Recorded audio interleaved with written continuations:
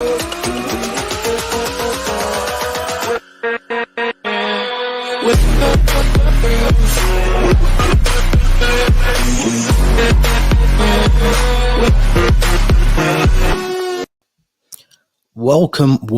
to From the Shed End podcast with myself, T.Dot. As always, thank you very much for those who are joined and tuned in.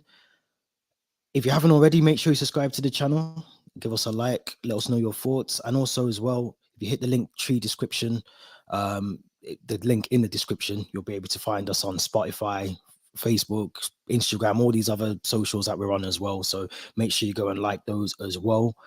But let's go all the way back. Let's go all the way back to Saturday. Brilliant game, brilliant performance from the team. Let's be honest. I think all of us as Chelsea fans have been calling for changes in the team, changes with certain players that needed potentially to be rested or to be dropped or whatever you want to, however you want to put it. It needed to happen. We needed to see some changes, and we got to see that with Mason Mount on the bench, Kai Havertz on the bench. Yeah, I mean, these were the kind of things that I think Tuchel had to do in this game. More so because we've got a very important game tomorrow against Dinamo Zagreb as well. Massive game in the Champions League. So I think those changes were definitely needed by Tuchel, and more so because, let's be honest, Kai Havertz, Edouard Mendy, Mason Mount, potentially those three have been the players that have performed probably less than you'd have. You know, the expectations are high for all three of them, and they haven't really hit the levels of expectations yet. So I think they all had to have a rest. They all had to sort of sit the game out. We'll get on to when they came on, how well they done. But just going back to the team, the lineup as well, you know, Mendy in goal, debut for Wesley Fofana. I thought he played really well. I thought he had moments where, you know, it looked like he obviously clearly well equipped to play in the Premier League already with his time at Leicester. I thought again, Thiago Silva, I keep saying on here, but he's a warrior. You know, I thought he was magnificent throughout the game. Koulibaly, I thought was a bit, I don't know. I think it's going to take a bit of time for Koulibaly to get fully involved, fully up to date with how the Premier League works, and just defensively, he was a bit out of sorts at times as well. Maybe that's coming back, missing a game through suspension, but he just didn't look like the player that I'm hoping we've signed. I think we've got a brilliant defender in Koulibaly, but there was times in that game against West Ham he just looked a bit out of sorts, but that's just going to come with time, I think, as well. But let's have a look at the midfield. We had Ruben Loftus-Cheek, Conor Gallagher in a position which I felt, I don't think he played more central midfield. You guys tell me if you think he did, but I felt he was a bit more forward than just ahead of Ruben Loftus-Cheek and Kovacic as well, midfield. And I thought he'd done well. I thought he played really well. It was good to see him in a more natural position rather than playing in a pivot. It didn't really suit him. He kept drifting in and out of that sort of midfield, but he was definitely more ahead of them, more linking up with aheemSterling and Christian Pulisic in the attacking areas of the pitch as well. But Marco Correa, Reece James, look, it was going to be a fiery game. I think they both got booked as well. Reece James had a bit of argy-bargy with Mikel Antonio throughout the game. But this is what we needed. We needed a bit of a shake-up in the team. We needed Tuchel to drop Mason out. Let's be honest. He needed to drop Kai Havertz. They haven't performed. You could add Edouard Mendy, which we'll get onto as well in the game. But he had to drop these players because they haven't been performing. You know, yes, you know, the fatigue is a massive part of that. But you look at the way that Mason Mount started the season, Kai Havertz has started the season. It hasn't been good enough. So I think putting him on the bench gives a player something to think about. You know, you look at Mendy. Let's talk about him while we're here. You know, Mendy starts the game relatively well. He pulled off some really good saves. I think thinking back to, I think it was Gerard Bowen off a corner volley, half volley.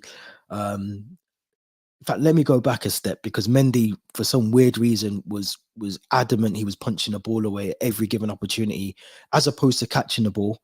Or coming out to claim the ball. There was times he didn't do that, and you look back to the goal that West Ham scored. He just doesn't look comfortable in goal. You know, he just doesn't look comfortable. He pulls off some brilliant saves, and like I said, in the first half and some in the second half. But just when it matters, I mean, the goals, the first West Ham goal is unlucky in some ways. But if you're coming out to get the ball, you've got to get it. You've got to get the ball. You can't afford to to allow a defender or striker, whoever it was, Antonio, whoever, to outmuscle you for the ball. And yes, he does get pulled down slightly, but not enough to pull him down like the way that he did.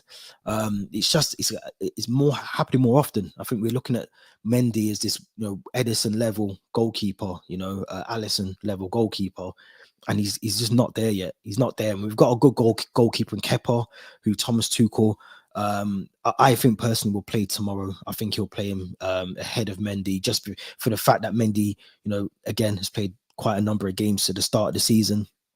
And I think we need to see what Kepa can do. I think this is a perfect time to play Kepa. You look back to the Leeds game, you look back to all the games that we've played in the Premier League, at least 1 or 2 mistakes have been, and the goals have been because of Mendy. So it's good competition to have. We've got a good goalkeeper in Kepa, but I just think at the end of the day, for me personally, too many mistakes now, and we can't afford to keep slipping up. We're kind of winning these games. You look back to the Leicester game when Conor Gallagher gets sent off, and sorry, Koulibaly, I think it was, that got sent off, and then in the Leeds game, I think it was Conor Gallagher. But you look back to these games and you just think to yourself, how many points can we drop? How many points are we going to drop when we shouldn't need to be doing it? Silly mistakes. So I think we've got to look at that in terms of Mendy. But in terms of the team itself, overall, it was a very flat first half. I thought there wasn't really many opportunities, many times that we looked like we were going to score. And I think the subs that Tuchel made, so I'll go back to Kai Havertz and Mason Mount, I thought when they came on, it almost felt like they had a point to prove. They felt like they had to come on and prove to the manager that they actually should be in the team. And they worked really well. I thought they came on. They've done Armando Broja as well. Thought he was brilliant. The first goal from Ben Chilwell, I mean, that's just quick intuition. Quick thinking. Brilliant goal to take as well. Fabianski through the legs. I thought that was brilliant from Ben Chilwell. And it was good to see him come back and play an important part into the game. Obviously, we've got Marco Correa, who most people will probably say he's now going to be the more likely to play ahead of Ben Chilwell. And I think Thomas Tuchel's already said that, Chilwell has some time to come back before he's fully fit, he's fully ready to play in the team. So I think, Ben Chilwell coming in, stepping in, doing what we know he can. We've paid good money for him, and he's definitely given us the return in that as well. And even for the assist for that Kai Havertz goal, I thought was brilliant. It was a brilliant goal, link up, I think, with Broja, then Chilwell, and then into Kai Havertz, brilliant on the left foot as well. So yeah, clubs came on, they done the job, they done what they needed to do. I didn't like the fact Kai Havertz tried to silence the Chelsea fans. I get the frustration. I get the fact that Kai Havertz had a lot of stick, a lot of Chelsea fans, including myself, like I just said before, that he should be dropped. A lot of those a lot of the fans have been on his back, but to try and quiet us, you've got to score a couple more goals before you can do that, I think, Kai Havertz. But big up from Nigeria. Appreciate you tuning in. Give me your thoughts. Give me your thoughts on Kai Havertz. Give your thoughts on West Ham. If in the live stream, give us a like, give us a subscribe, all of that stuff as well. But yeah, I mean, it was definitely one of those games that could have gone either way. And obviously West Ham go on to get the second goal. And at first, I did feel harsh. I thought they were done dirty. I thought VAR again. We got to talk about VAR. It's always the topic of discussion every weekend at the moment, but it's not VAR that I don't think is the issue. I think it's just the fact that we don't have the officials to officiate the games correctly. You look at going back to Tottenham, Marco Correa, he's getting his hair pulled. Anthony Taylor, I think, sees it. Mike Dean, I think, is VAR that day, and they don't give it. And these are the things that are costing teams points. So at first I thought the West Ham goal should have stood. I thought Mark Cornet, brilliant goal. I think it's Gerard Bowen that almost kicks into Mendy's shoulder. But again, it's Mendy. He rushes out. He half-heartedly comes out to get the ball. He doesn't actually come and get it. And it was just one of those kind of panic moments from Mendy. But when you look back, different angle, I think, as well, shows you that it was a foul. Referee got it right. VAR got it right as well. I think, it's one of those things, you have to take them in football. Sometimes you get them, sometimes you don't. And I think, these things are going to happen across the season. So, we've had it with Tottenham. You look at the Everton game, there was a bit of a VAR in that game as well, whether the goal should have stood. Even yesterday, I think in the United Arsenal game, there was a couple of moments. Brighton game as well. There was a 5-minute VAR. So I think it's not VAR that is the issue for me. I think the fact that we don't have the referees that are able to have the common sense and the right knowledge to be able to referee the game is the problem. So, let me know your thoughts as well, in the comments, if you think that VAR should be scrapped. I know there's a lot of talk about that, but I think in those kind of moments, on Saturday, we got to see VAR work in the right way. They would have had multiple angles to see that foul on Mendy, and it was given as a foul. At the end of the day, like I said, this is going to happen to teams across the league, across the season, all season, but it does seem like we're the only league. I was watching games across Europe, Spain and Italy and France at the weekend, and they get it right. They get it spot on. They get it spot on. There's none of this sort of ambiguity. Is it onside? Is it offside? We just know the referee goes to the screen, he checks. Is it offside? It's offside. If it's not, it's not. There's none of this sort of grey areas, which it just seems odd that we've got grey areas here. But yeah, it's a weird one.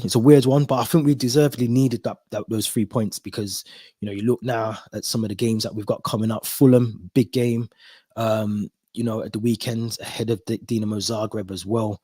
But we've got to start winning these games. We've got to start putting in proper performances. And we went 1-0 down, and you kind of thought, is this it? Are we gonna fold, which we've done previously? But very similar to the Leicester game, we dug deep, we got the result, we didn't give up.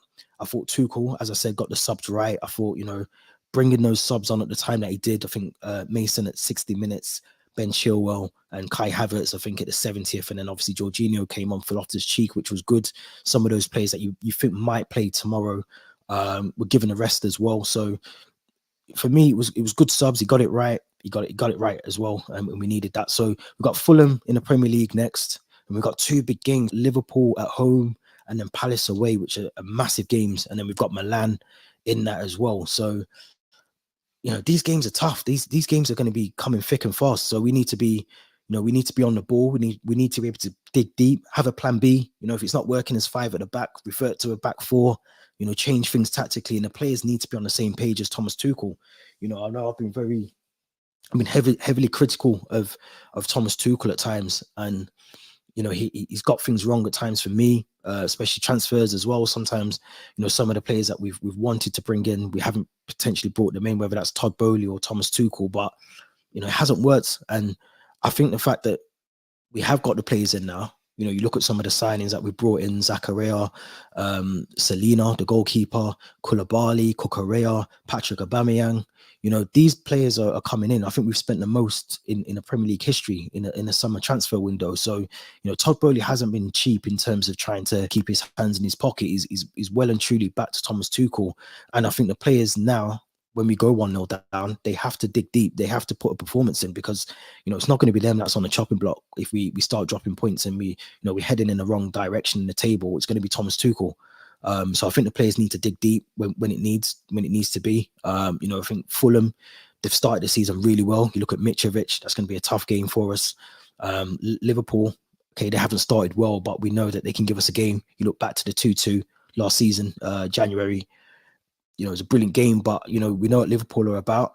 And Palace as well. It's not easy going to Selhurst. It's one of the most intimidating stadiums in the league, if we're being honest. The atmosphere that you get there, difficult to go and play and have a good game there. So I think those 3 games are crucial.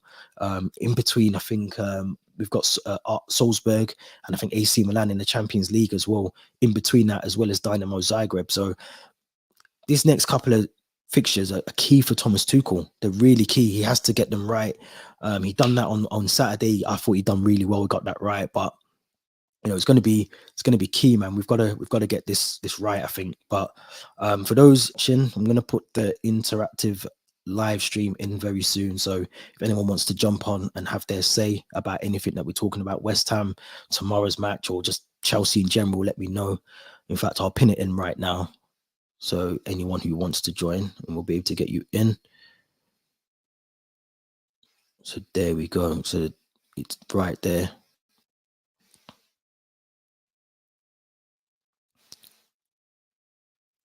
So you should be able to see it now. But yeah, I mean, this is it, man. This is where we are. This is where we are in terms of the team. This is where we are in terms of our performances. Very mediocre. You kind of feel like we've got to sort of getting the best out of this team. Obviously, we've got Patrick Aubameyang to come into the team as well. And Zachary, I think he's waiting on a work permit. So, you know, we've got the players now. And I think that was the key issue. We needed a defensive midfielder. We needed someone that could come into the team and do that. But yeah, it's gonna be tough. I want to talk about Billy Gilmore, Ross Barkley, some of the departures that left the club, but particularly Billy Gilmore, because I think this is our first live stream or our first stream since the transfer window ended. And I've got to be honest, Billy Gilmore was a shock. You know, I woke up the Thursday morning to see that, you know, he'd had conversations with Thomas Tuchel. And at first I thought a loan deal would probably be the best thing for Billy Gilmore, but to sell Billy Gilmore was, I mean, that is criminal. It's criminal. You know, I think he's easily one of our best youth products. You know, I know he didn't come from Cobham, but, you know, we signed him at a young age. He came Franks. You know, we got an opportunity to play first team football for Chelsea. The loan deal didn't work for him at Norwich, but I thought selling him was, and for the fee as well, you know, 9 million. It's not, it's a penny. It's a penny in today's world. You know, it's a weird signing. Unfortunate not to get on for Brighton yesterday, but you just have to question those kind of things. You know, you look at some of the other players that have went. You know, Baba Rahman, I think, has gone on loan to Reading, I think, as well.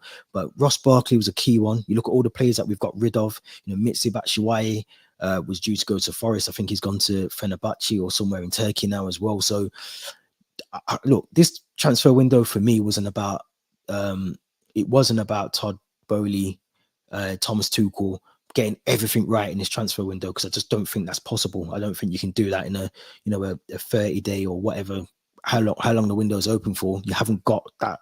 You know, we were under sanctions as well, so that kind of meant that we were going to miss out on transfer targets. But I think the signings we brought in are definitely the key ones. I think, you know, when we spoke on here, myself and Theo a couple of weeks ago, you know, we said, you know, defenders were the key issues. You know, we need defenders, and I feel like we got them. You know, Wesley Fofana, Koulibaly are decent defenders.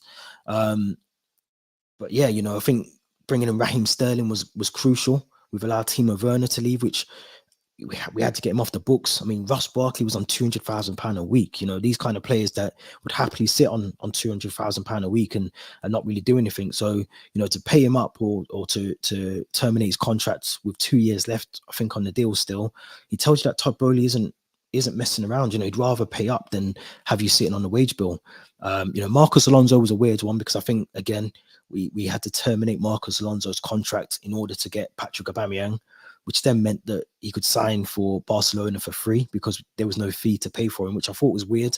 But again, you know, desperation, I suppose. You know, we left it to the final hours to sign Patrick Aubameyang, and you think about it, Barcelona had us by the balls, because, you know, they could easily have said, well, we're not selling Patrick Aubameyang, and you know, I'm sure they could have afforded to get Marcos Alonso in the long run. So it's worked out both well for both clubs. I think, you know, we'll hopefully see the best of Patrick Aubameyang, but I think, you know, losing Marcos Alonso,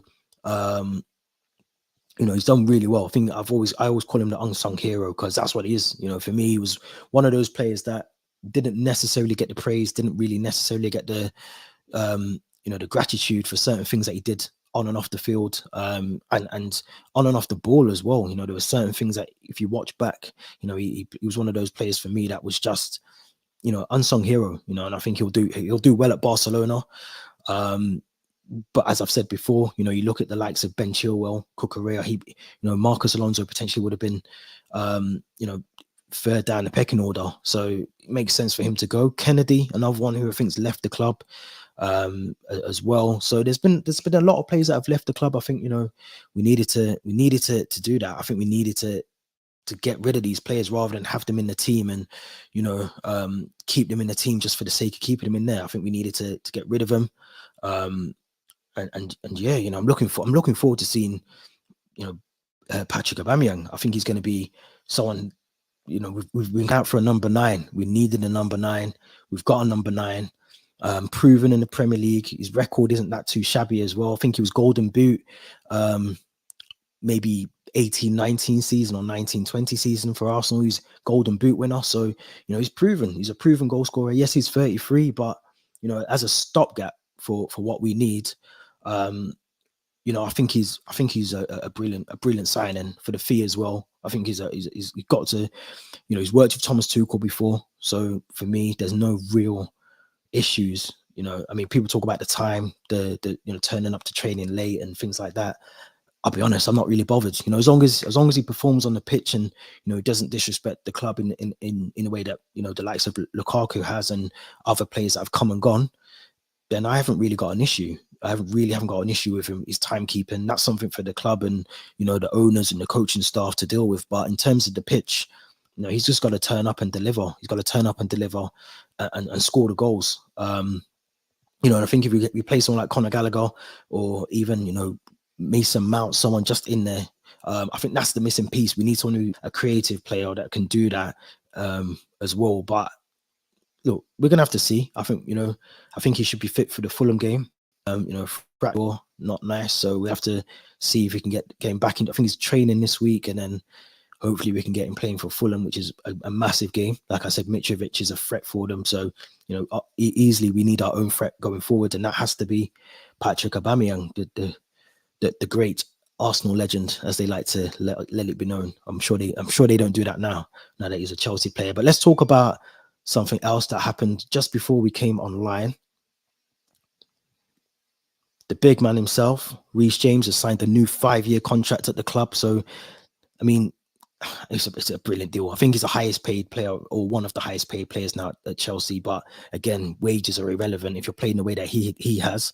Bar the back header to Mendy for the second goal that was disallowed for West Ham. That was poor from James, but brilliant. I think he's future material. I think the club love him, the fans love him.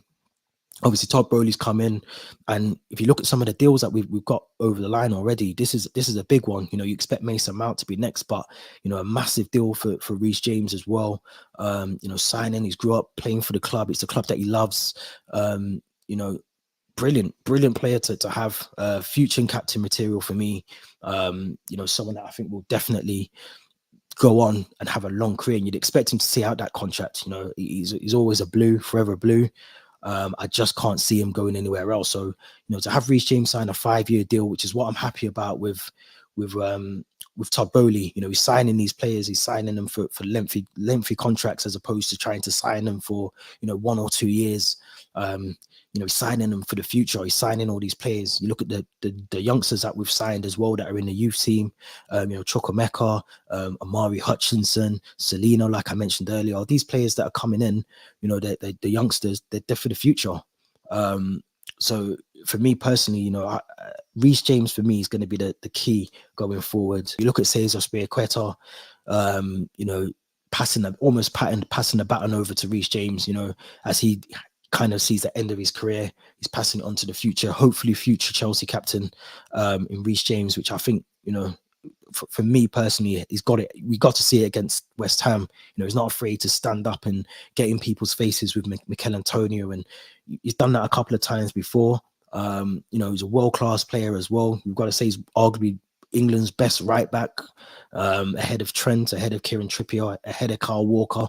So he's got a massive couple of years ahead of him. I think for me, the only thing with Reece James is, he needs to stay fully fit and try and just avoid injuries, because I think this is the season which is going to be testing for a lot of players. But Reece, if we miss him and we lose him, we don't really have that sort of backup options apart from Aspilicueta. We've let Callum Hudson-Odoi go. You'd think there may be Ruben Loftus-Cheek, who's played there a handful of times, but I think if we can keep Reece James fit, and especially Cucurella, Chilwell on the other side as well, we're going to be talking about hopefully some big numbers for Aubameyang and Broja going forward. The assists that Reece James can provide for two of them, you'd expect it to be a lot. So I'm looking forward to that. I think it's a massive thing. Real Madrid, I think we're sniffing around with trying to sign Reece James, but I think certain players, you look at them and they just don't.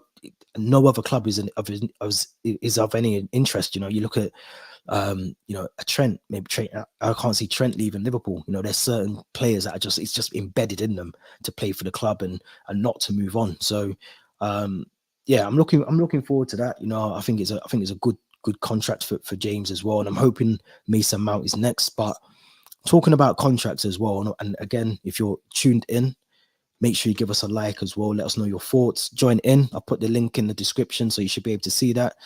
But I think looking now, there's talk earlier about Jorginho. Is he playing down his contract, winding it down to move back to Italy? Same with Kante. You know, two key players that, you know, we haven't entered any negotiations with.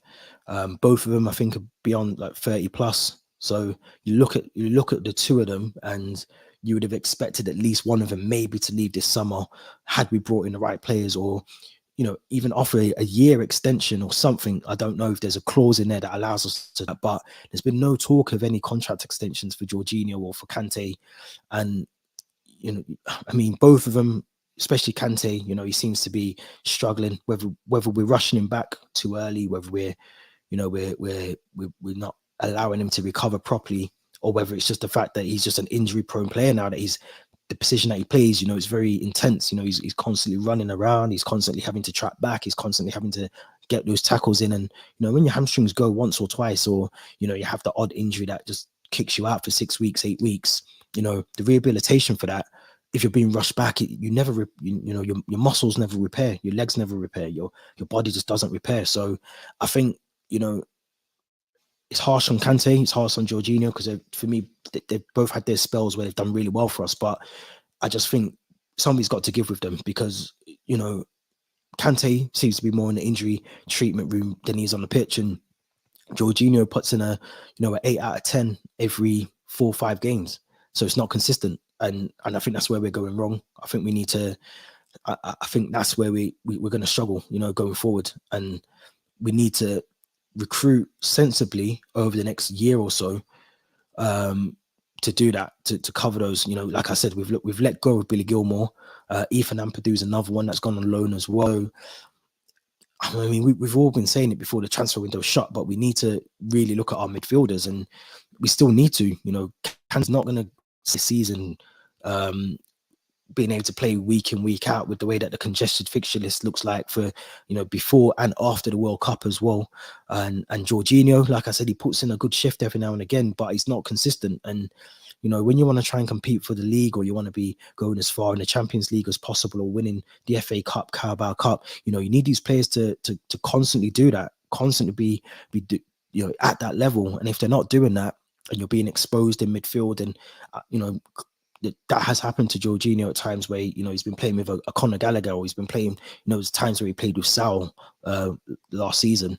You know, he is exposed at times, but, you know, even when he's got Kante next to him, he's got Kovacic, you know, doesn't always put in the right shift. So I think for me, that's where I think, you know, we need to really recruit attackers and midfielders in the next summer window. That it's got to be the top priority, and maybe a goalkeeper if we do lose Kepa, or, you know, we end up Kepa being number 1 and Mendy suddenly shifts to number 2. We need to have another goalkeeper.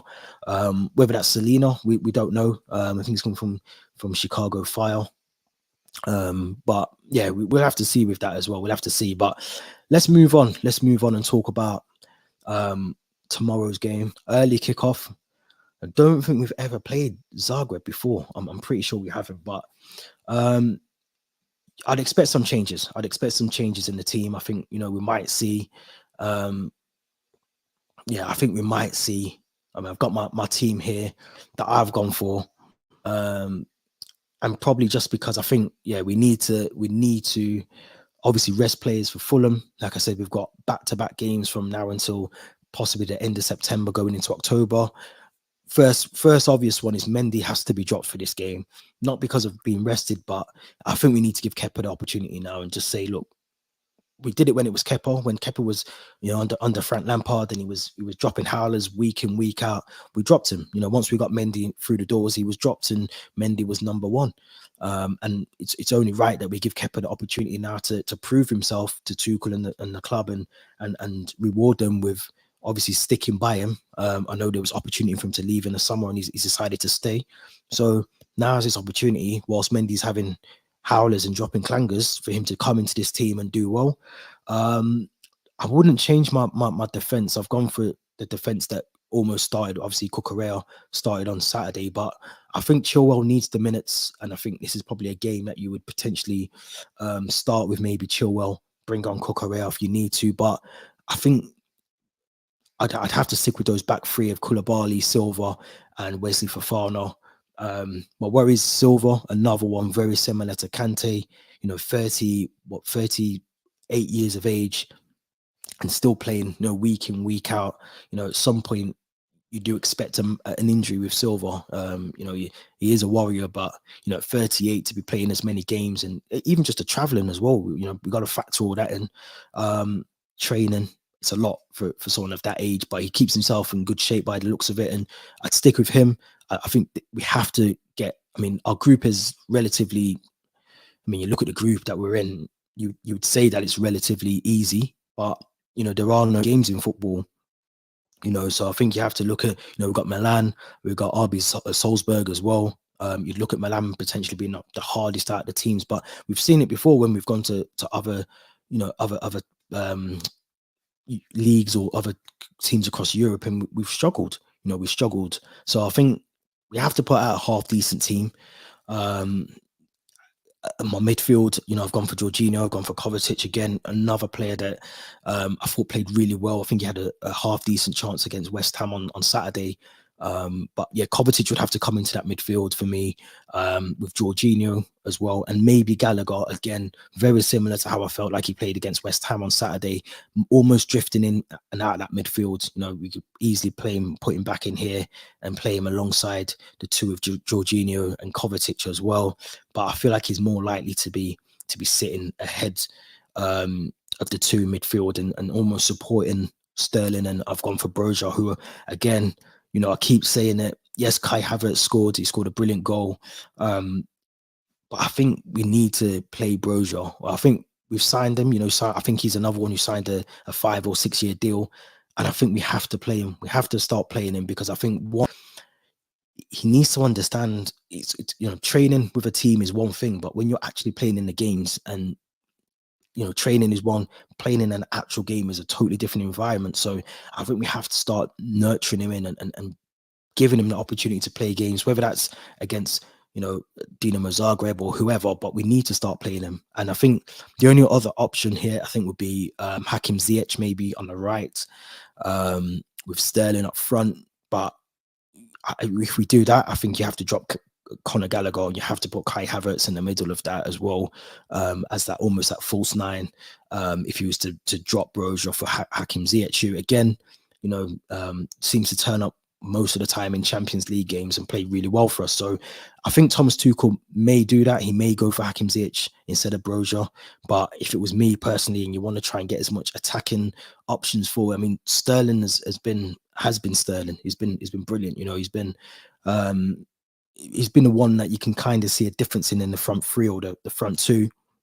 He's done really well for us so far.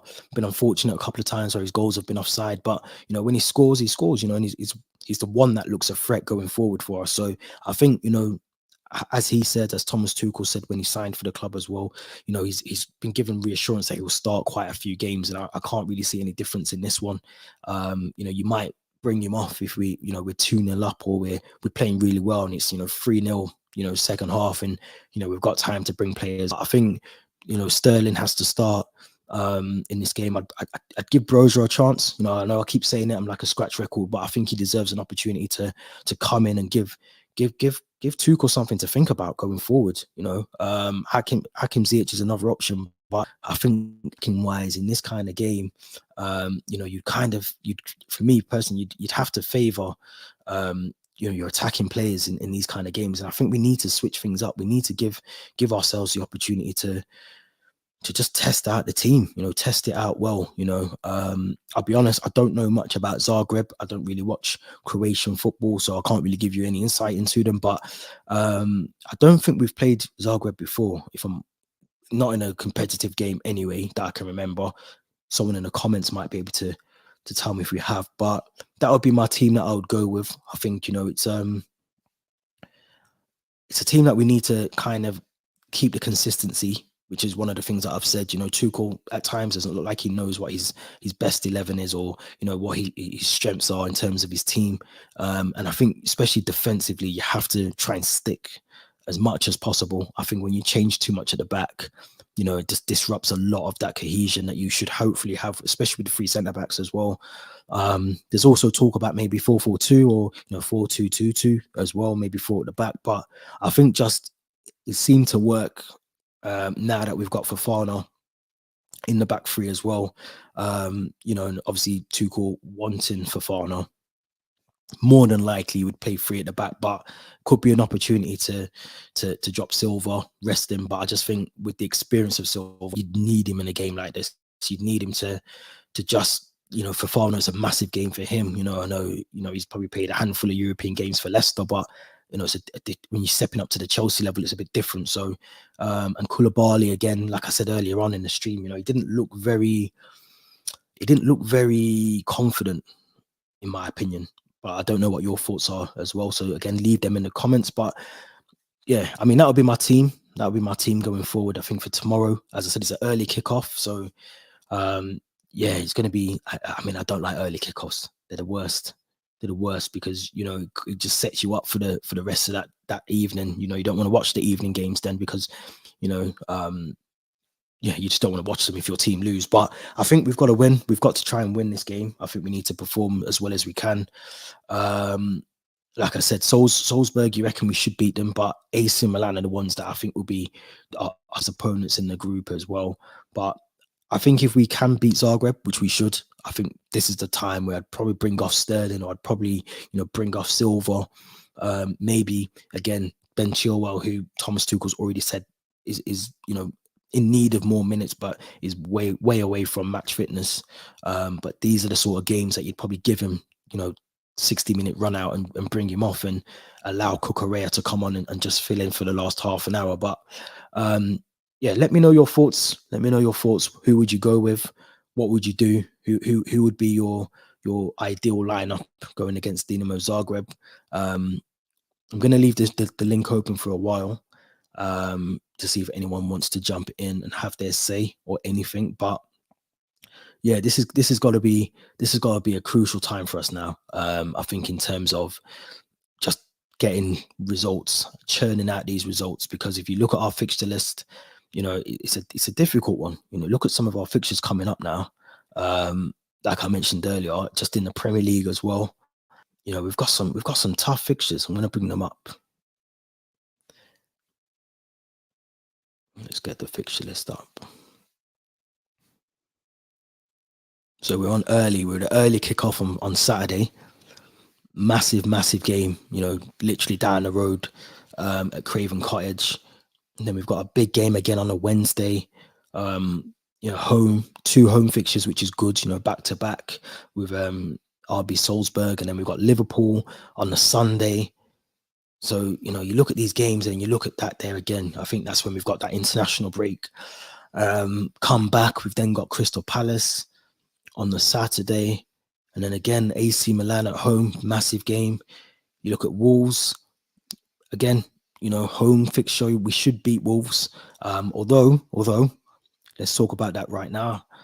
Diego Costa is due to sign and have a medical, I think, tomorrow with Wolverhampton Wanderers. Massive signing for Wolves. Diego Costa, very.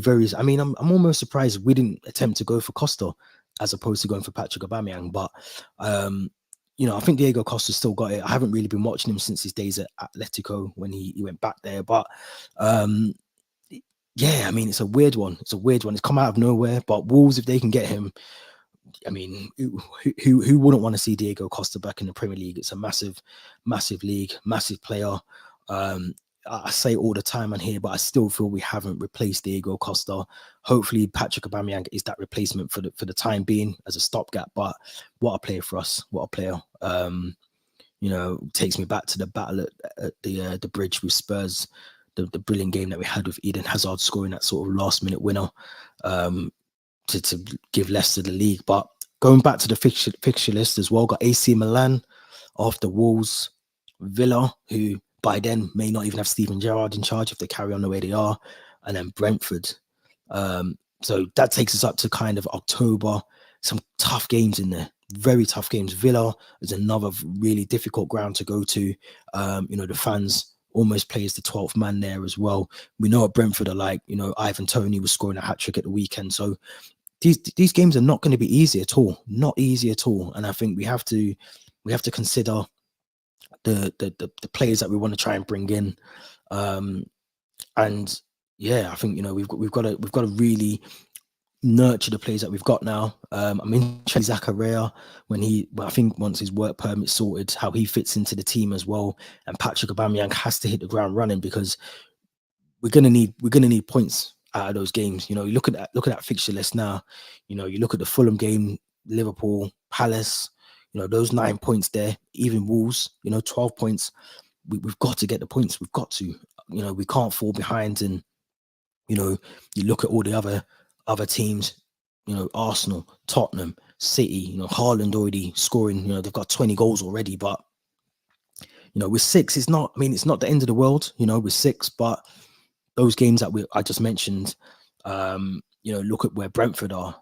Look at Fulham. They're doing well. So you have to look at where we are, only focus on what we can do. And if you look at the form, very, very, very inconsistent. If you look at the likes of United, you look at Spurs, look at Arsenal, very, very inconsistent with the 2 losses, 1 draw and 2 wins in our last 5. It's very, very, very inconsistent for us. And we just need to hope that the players that we've brought in, they click. And we can get going, we can get up and running. But yeah, it's gonna be difficult, guys. It's gonna be difficult. We need to win. Basically, we need to win, don't we? We need to get some points on the table, and get some goals and back the manager. We have to back him now. One of the things that we've been all the while is that we have to back the manager. Yes, I feel like he's under a lot of pressure, because you look at the likes of Rodgers, who's sitting bottom of the table, Steven Gerrard, who's not playing really well. But we've spent over close to 300 million in one transfer window. That's a lot of money to spend in one window, and you have to deliver the results. You have to deliver the results. You can't afford to spend that money, turn down the likes of Cristiano Ronaldo, which was offered twice, I think, to Tuchel, and turn down Cristiano Ronaldo, who can't get a game for United. We lost out on Delete, which is a massive signing for us as well. You can't still spend all that money and not get the results, whether it's Chelsea or not. And I don't feel like these new owners owe Tuchel anything. They really don't. They don't owe him anything. They don't have to back him. They backed him financially, but they don't have to still back him after that.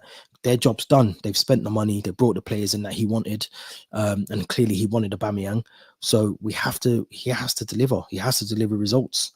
And the moment that we don't do that, you then question, does he get the sack, or how long has he got left in the job? Because it's just the nature of the game, unfortunately. And that's just, again, if we want to be up there with Man City and be up there with the Liverpools, who bar this season, who don't look the best, but if you want to be up there with them, you've got to perform.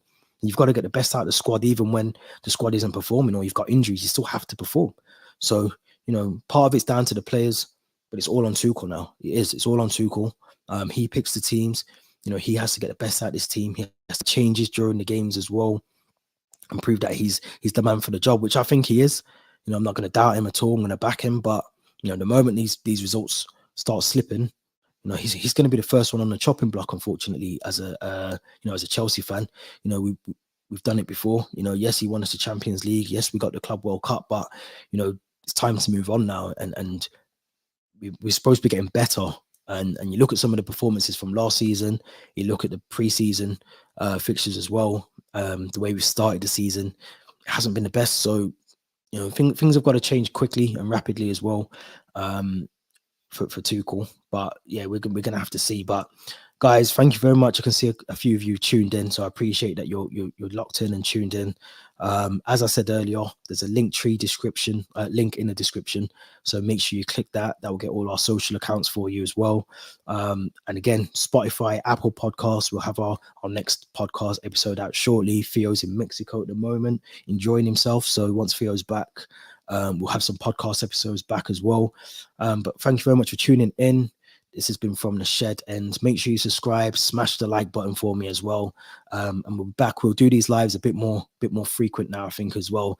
At least once a week, twice a week, we'll be doing them. So yeah, thank you very much for tuning in. Until next time, stay safe, and thank you very much for watching.